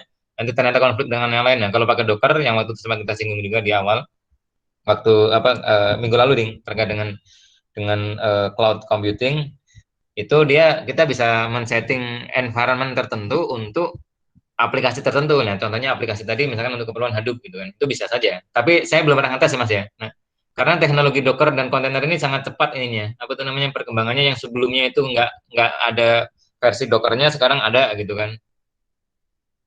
Karena tadi open source, teman-teman di open source itu sangat ini ya, sangat apa namanya, sangat apa istilahnya, sangat liar dari sisi ininya nih, dari sisi inovasinya gitu kan. Jadi sangat banyak sekali yang diinikan, yang tadinya nggak kebayangkan bisa tiba-tiba terbentuk aja. Kayak tadi Hadoop sendiri kan dulu orang nggak bayangin itu gimana bisa caranya nulis file yang besar dalam tempo yang cepat dengan spek hardware yang biasa, yang rendah gitu kan, yang murahan gitu kan, seperti itu. Oke.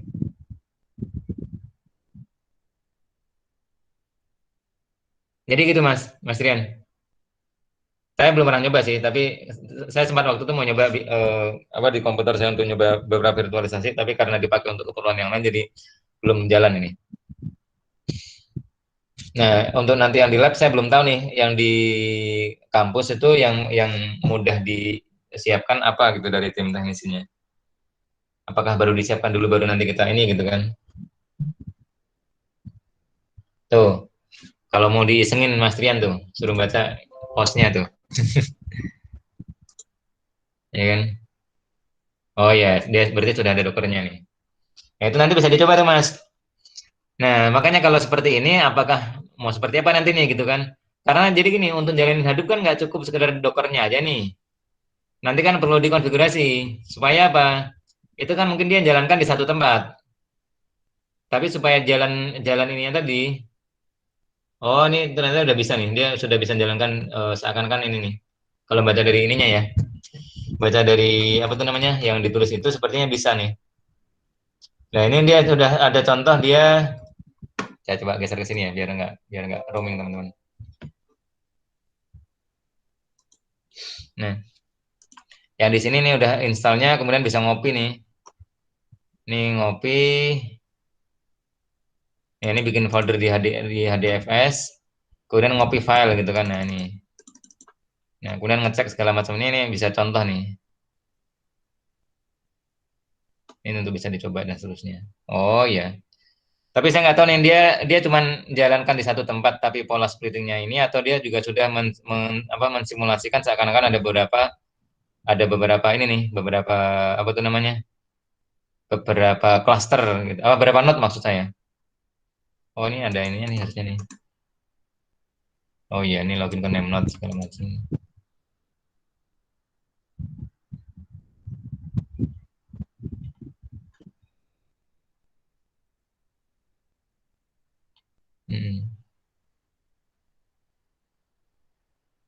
Ya ini apa tuh namanya ya istilahnya, inovasi dari dunia open source nih kayak gini nih, luar biasa nih. Dulu orang untuk harus rumit gitu kan, sekarang udah dibikin di dalam kemasan Dockernya. Kalau kemasan Docker tuh enaknya apa? Dia sudah siap untuk pakai, tinggal dijalankan, kemudian di runningkan. Cuman memang umumnya kalau seperti ini memang masih pakai command prompt ya, masih pakai command atau pakai shell lah untuk jalaninnya. Atau kalau pakai apa tuh namanya, pakai Mac ya, terminal gitu kan, itu. Nah, nanti yang tadi yang sempat disinggung di videonya tadi ada tool-tool yang lain itu bisa memudahkan untuk apa itu namanya mengelolanya, navigasinya atau kopinya nggak pakai komen lagi tapi tinggal drag and drop tapi nanti di belakang layar sudah ini itu bisa juga macam-macam. Ya nanti bisa coba kita coba nih. Saya cek kalau memungkinkan apakah nanti apa tuh namanya seperti ini. Cuman ini kan dia cuman sekedar contohnya ini kan kecil nih ya. Ini untuk memvalidasi bahwa dia sudah jalan ini. Nah, nanti mungkin yang bisa kita evaluasi adalah ini kan cuma bisa apa namanya mengcopy saja nih. Nanti yang bisa kita evaluasi adalah seberapa cepat kita ngopi data yang ini gitu loh, apa namanya? Yang besar gitu kan kita bandingkan dengan pola yang biasa gitu. Itu sih paling nanti. Makasih Mas Trian. Ya, ini seninya dari googling. Apapun yang kita butuhkan bisa langsung ditemukan. Ya kan? Oke, silakan kalau ada yang mau didiskusikan. Ini udah hampir ini 9:45. Mungkin sebentar lagi kita sudahi. Gimana Oleh tertarik untuk ini komputer kantornya mau dirubah menjadi Hadoop? Nanti saya konsultasikan sama teknisi itu lagi Pak kantor. Tapi nggak langsung kayak gitu nanti, maksudnya gini, itu nggak langsung apa tuh namanya tiba-tiba wah Pak ini menurut dosen saya nih Pak ini komputer ini bisa dibikin lebih cepat, tidak sesederhana itu. Tapi bisa nggak? Prinsipnya bisa. Caranya gimana ya itu nanti perlu dipelajarin, ya kan? Apakah semuanya bisa dipelajari di kelas ini? Saya akui nggak bisa semuanya. Tapi idenya itu bisa. Kayak tadi Mas Trian sudah punya ide liar nih. Oh dapat ini nih. Oh begini nanti bisa nyoba. Nah, tadi sih saya udah kepikiran saya mau konsultasi ya ke IT kantor gitu. Bisa nggak kalau saya tuh pakai Hadoop? Soalnya kan cepet gitu. Iya, cuman memang nanti aksesnya tidak seperti yang sekarang apa namanya Aloy rasakan. Oh nih Pak, nanti di Hadoop bisa nggak kita install Windows? Ya nggak bisa. Bisa nggak Windows nanti copy data dari Hadoop? Bisa saja. Kenapa? Teman-teman pernah belajar itu apa tuh namanya NAS atau Sun? Ngerti nggak? Tahu? Enggak Pak. Baru Mas Trian tahu? NAS atau Sun? NAS atau Sun untuk storage nih? Kalau NAS dulu kakak saya pernah setup pada di rumah. Yang ini kan kita ada gabung dari jaringan WiFi itu kita bisa akses storage itu. Iya. Yeah. Jadi NAS itu kan network attached storage, kalau Sun kan storage area network ya. Mahalan mana? Mahalan Sun. Itu biasanya dulu Sun itu dipakai teknologi untuk server.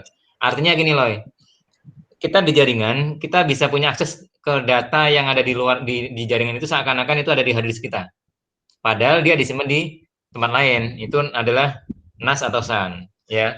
Tapi kalau yang sekarang orang trennya pakai NAS, kenapa? Lebih murah, network attached storage. Jadi kita punya apa tuh namanya punya komputer dibikin, kalau dulu adalah file sharing lah, kemudian di apa tuh namanya di mapping ke file Z ke drive Z gitu kan, itu biasanya itu adalah tadi network storage. Tapi dulu kan network nempelnya ke komputer yang lain gitu kan yang sedang sharing gitu. Nah sekarang polanya adalah satu komputer atau satu server atau satu itu NAS yang kecil harganya jangkrik mungkin 1-2 juta atau mungkin ya katakanlah 5 juta tapi sudah 1 tera atau 5 tera ininya storage-nya gitu kan. Dia nggak ada OS-nya, bukan nggak ada OS-nya, ada OS-nya tapi kita aksesnya pakai web gitu kan. Kemudian kita konfigurasi, kita bisa ngopi filenya seakan-akan itu di komputer kita. Tapi ketika komputer kita mati, orang lain juga bisa akses. Nah itu biasanya pakai NAS. Nah Hadoop nanti bisa dibikin seperti itu gitu kan, yang mengaksesnya kita dari Windows. Tapi nyimpennya di mana nih? Di HDFS. Sehingga ketika kita mau ngopi, kita mau mencari, kita mau mindahin ke folder itu cepat. Nah, itu nanti bisa. Wah, menarik nih, Pak. Silahkan. Itu jadi mungkin nanti bisa jadi skripsi Aloy itu. Kenapa? Siap. Makanya gini loh, bagaimana teknologi Hadoop tadi, atau mungkin kan sebenarnya kepentingannya bukan untuk big data analitiknya ya Aloy ya. Tapi teknologi Hadoop tadi bisa membantu kinerja lembaga sekolah gitu kan untuk memanfaatkan resource yang ada. Jadi nggak perlu beli Pak. Kalau normalnya kan mendapatkan kecepatan yang tinggi tadi, itu harus beli komputer baru. Ya kan, harddisk baru, segala macam baru. Tapi kalau pun beli yang baru, tapi harddisknya tadi hilang atau rusak, hilang semua datanya kan. Kalau dengan big data tadi, dengan Hadoop tadi, dengan komputer jangkrik, tapi bisa akses data yang lebih cepat dan lebih murah. Saya sempat mau nyoba percobaan waktu itu pakai ini sih, pakai apa itu namanya, pakai Raspberry Pi lah. Cuman belum sempat beli-beli. Ya itu sebenarnya idenya dulu sempat mikir seperti itu. Jadi bikin server kecil, bikin 3 sampai dengan 5 Raspberry, itu kan mungkin habisnya paling sekitar 2 jutaan. Tambahin harddisknya ya tinggal harddisk berapa lah gitu kan. Kemudian nanti bisa mensimulasikan itu. Enaknya apa? Ukurannya kecil, bisa dibawa kemana-mana gitu kan. Kemudian juga listriknya kecil. Tapi waktu itu masih sayang, pas lagi kepikiran waktu masih kuliah. Sekarang udah lulus kuliah, ternyata juga ini juga gitu kan. Nah, mungkin idealnya tuh kayak gitu di kampus yang menyediakan seperti itu. Tapi bisa juga sih dari pakai virtualisasi dan seterusnya. Nah, ini yang gitu. Nanti bisa dieksplor ke sana. Jujur itu nggak gampang. Makanya bukan nggak gampang, nggak mudah. Tapi susah nggak juga. Kayak tadi contohnya Mas Trian sudah dapat clue tadi kan. Pakai apa nih? Oh, pakai Linux, kemudian installin pakai kontainer gitu kan. Pakai Docker.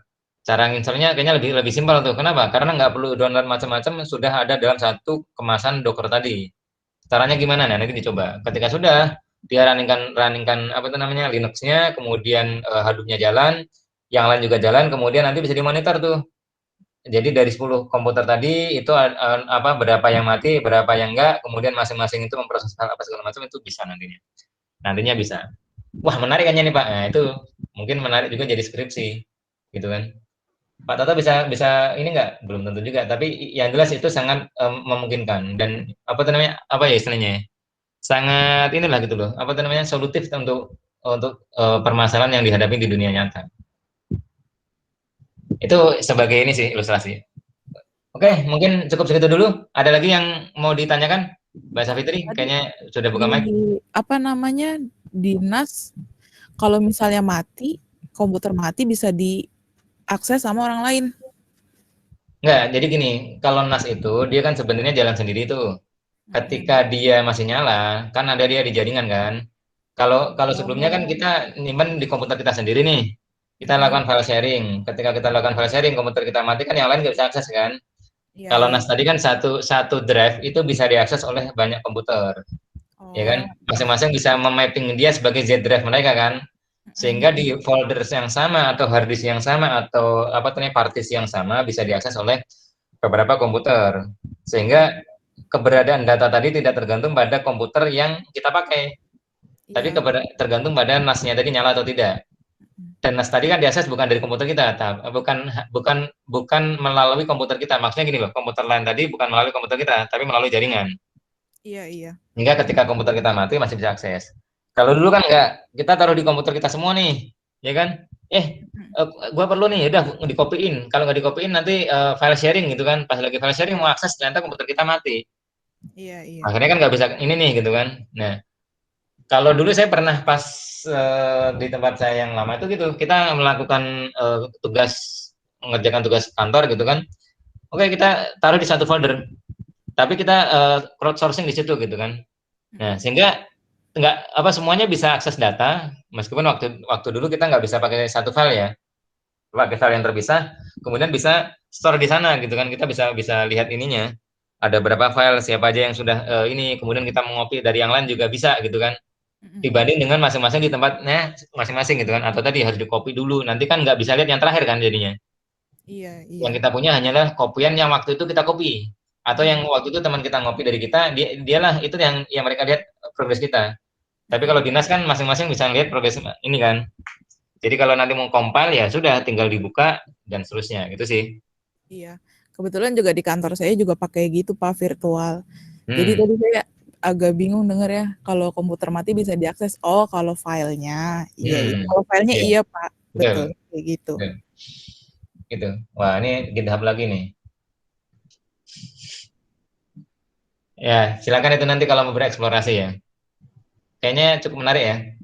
Jadi terobosan Hadoop itu memang luar biasa ya. Tadi komputer yang jangkrik, yang tadinya itu sudah nganggur, itu bisa dimanfaatkan untuk performance yang jauh lebih cepat dengan kinerja yang lebih akurat dan juga fault toleran yang tinggi tadi. Ketika ada yang rusak pun dia tetap masih bisa jalan. Kecuali ya kalau semuanya rusak ya sudah. Atau apa tinggal satu yang ini gitu ya masalah gitu kan.